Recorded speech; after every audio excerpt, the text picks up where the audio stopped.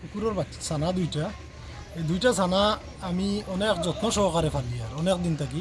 এরা এখনও তার মার দুধ খায়, কিন্তু এই যে মারা হয়েছে, মারা হয়েছে তারা হাওড়ের দিকে গেছে সকালবেলা, খুব সকালে যাওয়ার সময় এখানেও তারা খুদাইয়া এই একটা ব্যাকগ্রাউন্ড আনিয়া যে এরা ছাগল খায়।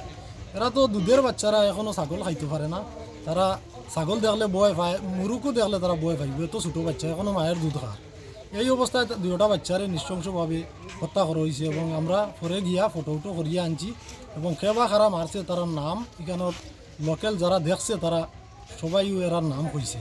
একজনের নাম সিরাজউদ্দিন আর একজনের নাম হয়েছে জাকির হোসেন, তার বাড়ি একটু উত্তর সাইডে। এই দুইজনে মারছে।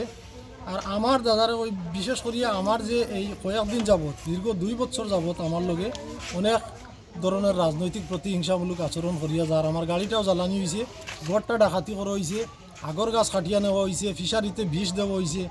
এরপরে আমার বিভিন্ন লাইনে আমারে এই একটা মামলাতেও ঢুকাইয়া অনেক দিন যাবৎ আমি এই মামলায় জর্জরিত আসলাম। বর্তমানে আজকে এই যে ছোটো কুকুর ছানা গুনটাও এই ইস্যুত তাকিয়া বাঁচতে পারছে না, এটা অনেক দুঃখ নিয়ে আমি তারপরও অপেক্ষা করছি যে এরা কেউ আয়নি আমার কাছে। যদি তারা আয় তাহলে আমি কিতার লাগি এটারে তারা হত্যা করছে এটা জানার আগ্রহে আসলাম। অপেক্ষা করিয়া আমি 12 ঘন্টা পরে গিয়া কদমতলা পিএসে একটা মামলা করছি যে নির্মমভাবে পশু হত্যা করার কারণে আমি এই দুজনের বিরুদ্ধে একটা মামলা করছি, আমার কাছে আছে এবং আমি এদের বিচার চাই। পশু নির্মমভাবে পশু হত্যা করছে, এটার আইনিভাবে আইন যেটা ওনাদের শাস্তি দেবে আমি এটাই আশা করি আইনের।